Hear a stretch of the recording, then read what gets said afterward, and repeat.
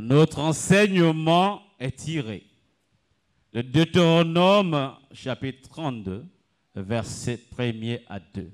Nous lisons la parole de Dieu au nom puissant de notre Seigneur Jésus-Christ de Nazareth. Cieux, prêtez l'oreille et je parlerai. Terre, écoute les paroles de ma bouche. Que mes instructions se répandent comme la pluie, que ma parole tombe comme la rosée, comme des ondées sur la verdure, comme des gouttes d'eau sur l'herbe. Amen, peuple de Dieu. Amen, famille de Christ. Le voici, comme dit au début, dans la maison du Père, avec notre Père. Nous voici honorés par la présence du Saint Consolateur, du Saint Prophète de Dieu. L'histoire qui va être contée est la vôtre. Vous êtes invités à la suivre. Parce que la Bible, en réalité, s'actualise dans celui qui la lit. Ça veut dire, quand vous lisez la Bible, vous devez vous mettre à la place de ceux pour qui l'histoire de Dieu s'est réalisée. Il y a donc l'histoire, d'une part, mais aussi une prophétie. C'est pour cela que nous sommes ce matin. Deutéronome, c'est une histoire, mais c'est une prophétie. Amen, peuple de Dieu. Amen. Pour l'histoire, vous êtes invités à l'écouter parce qu'elle doit vous réconforter. Pour la prophétie, vous êtes invités à être en esprit et en vérité parce que cette prophétie vous concerne. Amen, peuple de Dieu. Deutéronome signifie seconde loi ou répétition de la loi. Pourquoi seconde loi ou répétition de la loi? Quand bien même le Deutéronome va au-delà de la répétition de la loi. Le Deutéronome précède déjà et va au-delà de ce qui avait déjà été donné aux enfants d'Israël à la montagne de Sinaï. Vous pouvez le voir dans Nombre, Lévitique et Exode.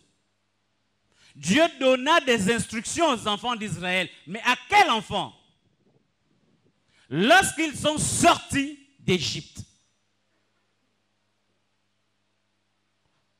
3 personnes âgées au-delà de 20 ans. Lorsque vous enlevez Moïse, il n'y avait que Caleb et Josué. Avec que des enfants de moins de 20 ans. Tous ceux qui étaient au-delà de 20 ans avaient péri à cause de leur incrédulité. Et donc il était nécessaire pour Dieu, par le canal de son prophète, de rappeler à cette nouvelle génération qui devait traverser le Jourdain, qui devait aller à Canaan, le pays promis, qui devait se saisir de la bénédiction promise, d'écouter les paroles de Dieu. Amen, peuple de Dieu. Mais ces paroles de Dieu, de leur temps, se sont actualisées. Dieu, dans le Deutéronome, comme je le disais, bien plus qu'une répétition de la loi qui avait été faite là, prophétisait. Parce qu'il pouvait déjà dire à Moïse que je susciterai au milieu de ce peuple un prophète comme toi. Ce prophète ne devait pas être Moïse, il devait être comme Moïse. Et l'accomplissement de ce comme Moïse, parce que Dieu avait fait de Moïse un Dieu et d'Aaron son prophète. Et devant là-bas dans l'Apocalypse, on vous dira, celui qui a pris le livre de la main droite de celui qui était assis était l'agneau comme immolé. Comme Moïse, comme Jésus-Christ de Nazareth. Amen, peuple de Dieu. Comme Moïse, comme Jésus-Christ de Nazareth. Il est là au milieu et il chanta le cantique de Moïse et de l'agneau. Il s'agit ici donc C'est une prophétie. Le Seigneur convoque deux témoins, les cieux et la terre. Il est personnifié, c'est-à-dire qu'il fait d'eux des hommes. Parce que lorsque vous lisez là, Dieu parle aux hommes. Il dit cieux. Il interpelle ce témoin. Parce qu'aucun de nous ici ne peut se cacher du ciel et de la terre. Devant ces deux-là, nous sommes à nu. L'homme quittera son père et sa mère, s'attachera. Votre esprit, parce qu'il aura écouté l'enseignement, la doctrine de l'Iloban Nzambe, devra purifier votre corps. À travers quoi? Le cantique nouveau. Parce que les paroles de Dieu ne viennent que par son prophète. Amos 3,7. Le Seigneur ne fait rien sans révéler son secret à ses serviteurs, les prophètes. Comme du temps de Moïse, les paroles de Dieu étaient venues à Moïse et descendaient sous le peuple ou sur le peuple comme la pluie. Et c'est ce que Job 36 dit. Comme des ondées, pas des averses. Ça, c'est des pluies violentes. Ça, ce sont les enseignements du monde, les averses. Mais ici, c'est comme la rosée, comme des ondées sur la verdure. Pour ceux qui sont un jour allés en brousse, regardez ces gouttelettes d'eau sur la verdure, les feuilles vertes. Vert, le régime végétarien. Cette parole devait donc descendre pour cette église qui portait la couleur verte, la couleur des légumes. Pour vous, pour qu'une fois arrivé à travers le prophète de Dieu, que nous connaissons tous, le Saint Consolateur, le ministre universel pour la paix, que vous chantiez le cantique nouveau. Que vous n'alliez plus écouter de mauvais enseignements, parce qu'il y a enseignement et enseignement. Comme vous pouvez s'interroger un frère à l'embarrané et une sœur, mais papa, qui es-tu réellement? Quelle est la différence entre toi et les autres? Mais la différence, c'est que vous avez chanté le cantique nouveau. La différence, c'est qu'à la différence des enfants d'Israël qui n'ont pas adoré Dieu, admiré l'œuvre de l'Éternel avec beaucoup de respect parce qu'ils mangeaient la viande, vous ne mangez plus la viande. Pour certains. Et c'est en cela que pour se différencier d'avec les autres, le Seigneur dira, je suis l'Éternel. Cela est mon nom. Je ne partagerai ma gloire avec aucun autre. Ni mon honneur avec des images taillées ou des idoles. Voilà que les premières choses se sont accomplies dans vos vies. J'annonce des nouvelles. Mais avant qu'elles n'arrivent, je vous les prophétise d'avance. C'est ce qui se passe ici. Alors, parce que je vous les prophétise d'avance, chantez pour moi, chantez à l'Éternel un cantique nouveau. Vous tous habitants de la terre. Parce que cette parole, comme le dit Matthieu, doit être prêchée jusqu'aux extrémités de la terre. De sorte que, comme le fond de la mer, nos corps soient remplis. La terre ici, c'est nous. Parce que dans les différentes définitions de la terre dans la Bible, il y a les 4 êtres vivants. Terre, écoute. Les 4 êtres vivants doivent écouter la parole de Dieu. La vache et l'ours auront eux-mêmes. Voilà. Amen, peuple de Dieu. Nous allons appuyer les propos du prédicateur. Dans le livre prophétique du prophète Ésaïe, à son chapitre 42, du 8e au 10e verset.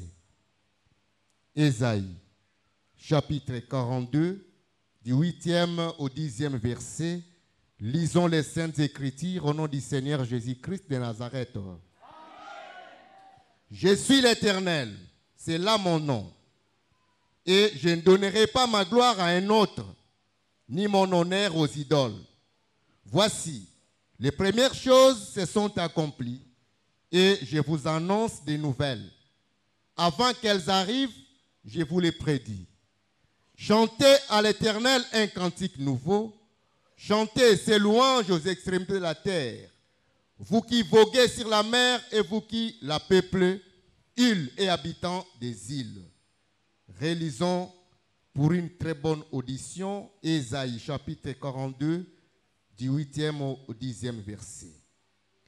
Je suis l'Éternel, c'est là mon nom, et je ne donnerai pas ma gloire à un autre, ni mon honneur aux idoles. Voici, les premières choses se sont accomplies, et je vous annonce des nouvelles. Avant qu'elles arrivent, je vous les prédis. Chantez à l'Éternel un cantique nouveau. Chantez ses louanges aux extrémités de la terre. Vous qui voguez sur la mer et vous qui la peuplez, îles et habitants des îles. Amen. Amen, peuple de Dieu. Aux cieux, prêtez l'oreille. Dieu demande à ses prophètes, parce que les cieux, c'est la demeure de Dieu, c'est la demeure de la spiritualité. Elle ne peut être là-bas qu'un homme de Dieu. Et en autre temps, sa grandeur, le consolateur, prophète Condepolo Dominique. Dieu lui dit, toi qui es la croix de transmission, la passerelle entre le monde et moi, prête l'oreille, reçois mes instructions, afin que la terre, nous maintenant, nous puissions recevoir, parce que les bénédictions de Dieu viennent dans la rosée.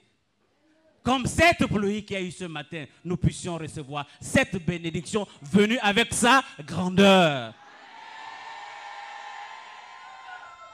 Et Dieu dit, à travers le prophète Ésaïe, il ne partage sa gloire avec personne. Il n'associe même pas son nom aux idoles. Mais les idoles, c'est des choses qui ne parlent pas. L'idole aussi, c'est un corps desséché de la parole, comme Adam et Ève dans le jardin, lorsque Dieu s'est détaché d'eux à cause du péché. C'est ainsi que ce jour-là, cette femme, la femme samaritaine, devenue idole parce que les Samaritains n'étaient pas dans la voie de Dieu, reçue au bord du puits Jésus-Christ de Nazareth, dans leur conversation, celui-ci proposa l'eau de la vie à la femme samaritaine parce qu'elle était desséchée. Elle était remplie de cet enseignement du monde qui ne donne pas la vie éternelle. Et Christ l'apporta la vie éternelle. Mais tenez-vous bien. Dans leur conversation, là encore, il y avait une prophétie. Une prophétie qui annonça cette église. Lorsqu'il dit à cette femme, va me chercher ton mari. À la femme lui dit, je n'ai pas de mari. Alors qu'elle vivait avec un homme. Au Seigneur de dire, oui, femme, tu as dit vrai. Les 5 que tu as eus avant toi n'étaient pas tes maris. Celui qui est dans ta maison, le 6e là, n'est pas ton mari.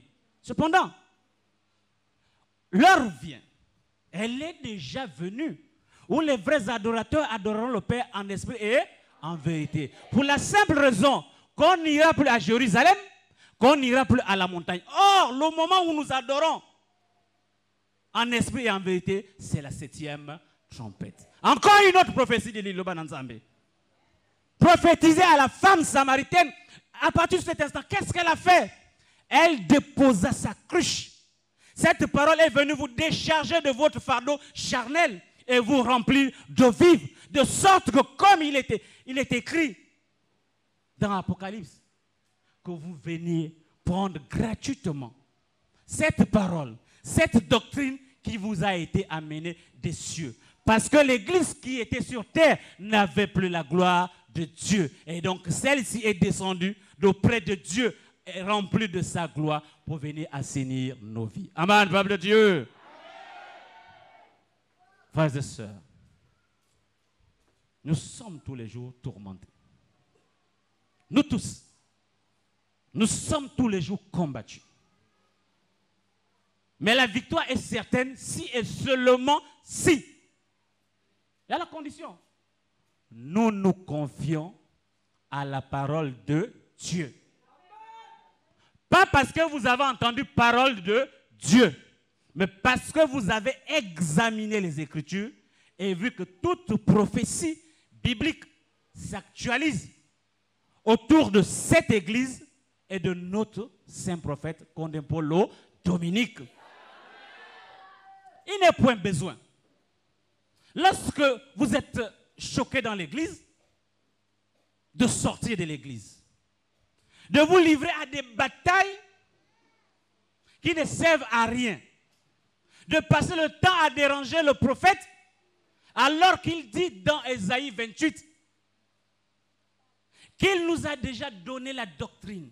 Il a disposé chaque chose à sa place, aux serviteurs maintenant et aux fidèles en esprit et en vérité de savoir marcher. Pas besoin d'amener des pensées charnelles ou du monde dans l'église. Or, nous le faisons au quotidien. Au point que les caisses de dîmes deviennent vides, les offrandes, il n'y en a plus, le fonctionnement zéro. Mais de vous à moi. Donc Dieu nous donne et nous ne donnons pas pour organiser son église. Ailleurs, là-bas, il y a des cliniques qui sont construites. Ça viendra ici, mais lorsque nous serons suffisamment disciplinés. Ce n'est pas lui qui viendra ici pour vous dire construisons. Non, c'est nous, après être organisés, qui diront papa, viens, nous sommes prêts, viens faire ceci pour nous. C'est ça le principe. Mettons-nous tous comme un seul homme derrière la parole de Dieu. 7e trompette.